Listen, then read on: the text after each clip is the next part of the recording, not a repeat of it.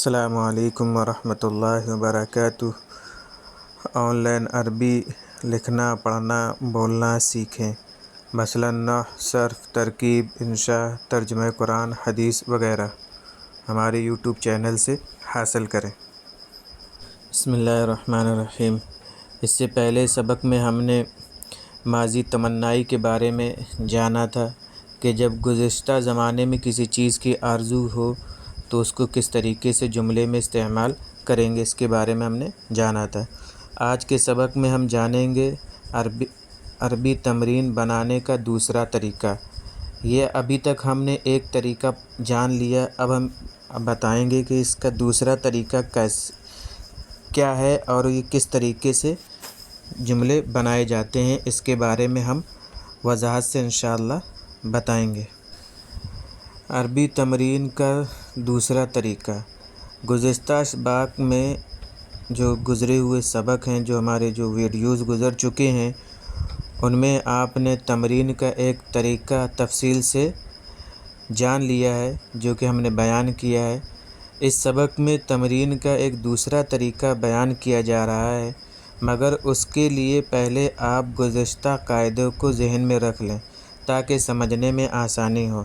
جو گزرے ہوئے ویڈیوز ہیں ان میں جو قاعدے آئے ہیں، آپ کے ذہن میں اگر وہ قاعدے نہیں ہوں گے تو آپ کو یہ آگے کے سبق سمجھنا مشکل ہو جائے گا، تو ان کا یاد رکھنا ضروری ہے۔ گزشتہ اسباق میں یعنی گزشتہ ویڈیوز میں تمرین بنانے کا یہ طریقہ بیان کیا گیا ہے کہ سب سے پہلے فعل لایا جائے گا اور فعل ہر حالت میں مفرد ہی رہے گا۔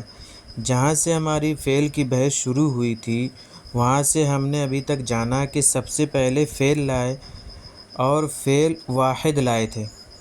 ایسا نہیں تھا کہ فعل کا صیغہ جو ہے ہم تثنیہ کا لائے ہوں یا جمع کا لائے ہوں، مذکر غائب کا ہو یا مؤنث غائب کا ہو، ایسا نہیں تھا۔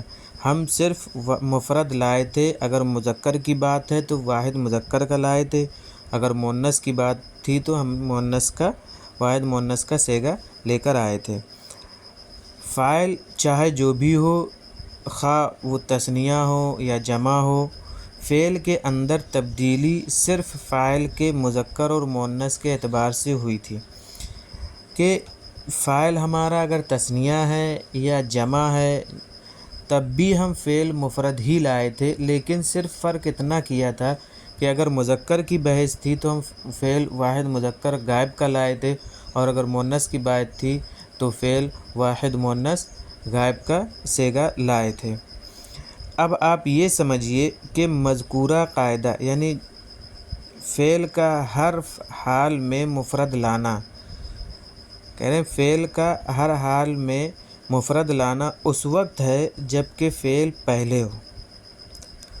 اگر فعل پہلے ہے تو پھر مفرد ہر حال میں آئے گا، اور فاعل اسم ظاہر ہو۔ یہ بھی ایک شرط ہے کہ فعل مفرد ہو اور فاعل اسم ظاہر ہو، یعنی ظاہر ہونے کا مطلب یہ ہے کہ لفظ کے اعتبار سے جملے میں ہمیں فاعل دکھائی دے، کہ پتہ یہ چلے کہ یہ والا لفظ جو ہے یہ ہمارا فاعل واقع ہو رہا ہے، تب ہم فعل مفرد لائیں گے۔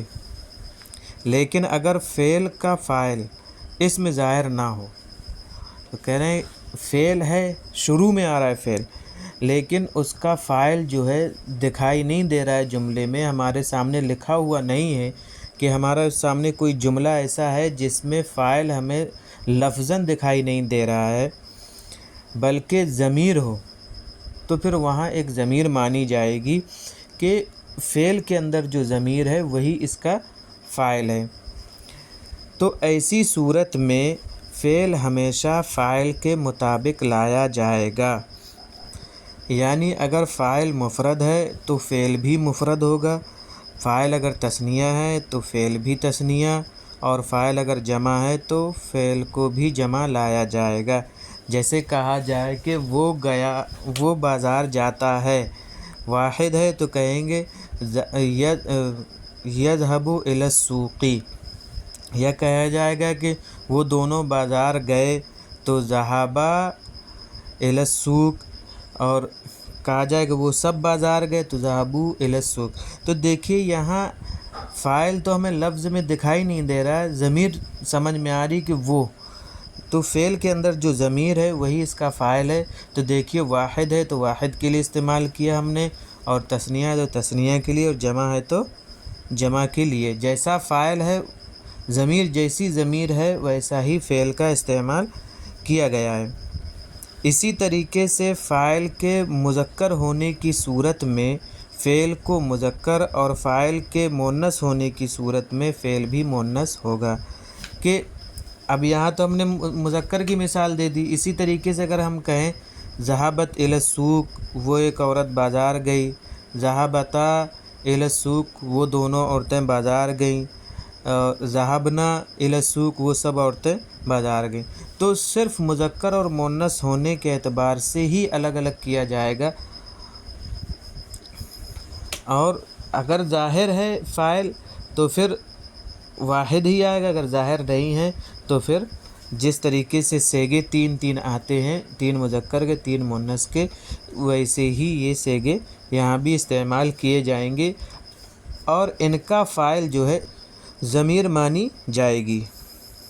دیکھیے ان جملوں پر نظر ڈالیے۔ ھذا التلمیذ ذهب الی المدرسۃ، یہ طالب علم مدرسے گیا۔ ھذان التلمیذان ذهبا الی المدرسۃ، یہ دونوں طالب علم مدرسے گئے۔ ھؤلاء التلاميذ ذهبوا الی المدرسۃ، یہ سب طلبہ مدرسے گئے۔ ھذہ التلمیذۃ ذهبت الی المدرسۃ، یہ طالبہ مدرسے گئی۔ ھاتان التلمیذتان ذهبتا الی المدرسۃ، یہ دونوں طالبات مدرسے گئیں۔ ھؤلاء التلمیذات ذهبن الی المدرسۃ، یہ سب طالبات مدرسے گئیں۔ تو ان جملوں میں آپ دیکھیے کہ ذہبا، ھذا التلمیذ مفرد ہے تو یہاں ذہبا بھی مفرد فعل لائے ہیں، اور ھذا التلمیذ فعل سے پہلے ہے تو ہم اس کو فاعل نہیں مانیں گے۔ ہم یہ نہیں کہہ سکتے کہ یہاں تو ھذا التلمیذ جو فاعل بن رہا ہے تو یہ تو ہے یہاں موجود، تو پھر یہ فاعل کیوں نہیں بن رہا ہے؟ تو یہ فاعل اس وجہ سے نہیں بنے گا کیونکہ ہم نے یہ جانا تھا کہ فعل سے پہلے فاعل کبھی نہیں آتا ہے۔ اگر فعل سے پہلے اگر آ رہا ہے تو پھر وہ مبتدا ہو جائے گا، فاعل واقع نہیں ہوگا۔ تو فاعل جو ہے ہمیشہ فعل کے بعد ہی آئے گا، تو اس وجہ سے جیسا مبتدا ہوگا تو خبر کے بارے میں آپ جانتے ہیں کہ ویسے ہی خبر ہوگی، تو یہاں جملہ جو فعل جو ہے ویسا ہی لایا جائے گا۔ اگر مفرد ہے تو دیکھیے یہاں ذہبا لائیں، تو تثنیہ ہے تو ذہبا لے آئیں، جمع ہے تو ذہبوا لے آئیں۔ اسی طریقے سے مؤنث کا ہے ذہبت، ذہبتا، ذہبنا۔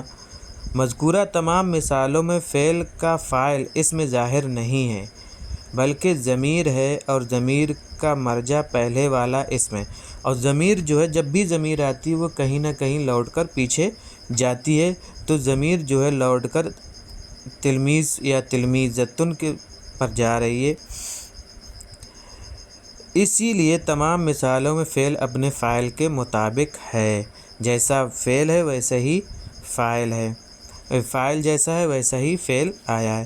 یہ بھی ذہن نشین رہے کہ اس طرح کا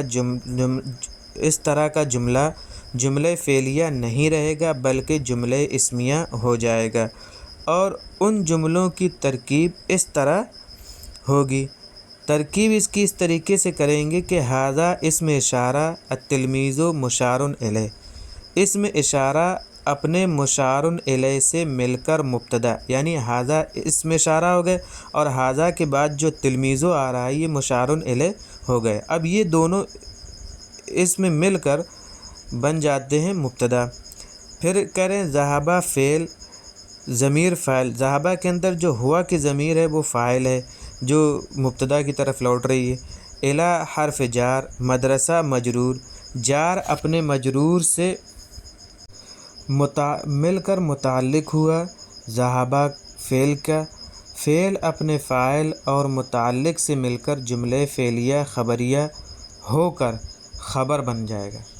ہاں، جیسا کہ آپ کو میں نے بتایا تھا کہ کبھی کبھی خبر جو ہے جملے کی شکل میں آتی ہے، تو یہاں یہی ہے کہ ذہبا فعل بفائل اور الا حرف جر اور مدرسہ مجرور، جار اپنے مجرور سے مل کر متعلق ہوا فعل کا، فعل اپنے فاعل جو کہ ضمیر بن رہی ہے فاعل سے اور متعلق سے مل کر جملے فعلیہ خبریہ ہو کر پھر بن جائے گا خبر، تو خبر مبتدا اپنی خبر سے مل کر جملے اسمیہ خبریہ ہوا۔ یہی ترکیب تمام جملوں کی ہوگی۔ مندرجہ ذیل جملوں کا اردو میں ترجمہ کریں اور اس میں بھی غور کریے کہ کس طریقے سے ہمارا فعل استعمال ہوا ہے، کہ فاعل ظاہر ہے یا نہیں ہے، اس کا خیال کرتے ہوئے ترجمہ کریں۔ مندرجہ ذیل جملوں کا عربی میں ترجمہ کیجیے اور فعل کو فاعل کے مطابق استعمال کیجیے، کہ فاعل کیسا ہے اسی کے مطابق فعل کا استعمال کیا جائے گا۔ جو ابھی قاعدہ جو ذکر کیا گیا اس قاعدے کا لحاظ رکھتے ہوئے ان کی عربی بنائیں۔ اور یہ چند جملے اور لکھے جاتے ہیں جن کی آپ کو عربی بنانا ہے۔ ان جملوں میں آنے والے الفاظ نئے جو ہیں یہ کہ عاملہ یعمل عملا کام کرنا، تمرنا یتمرن تمرنا اعلیٰ صلی کے ساتھ آتا ہے مشق کرنا، اور اس میں سین میں جو ہے نقطے رکھنا میں بھول گیا ہوں، تو آپ جو ہے سین میں مشق کی سین میں نقطے رکھ لیں۔ اجتہاد یجتہد اجتہاداً کوشش کرنا۔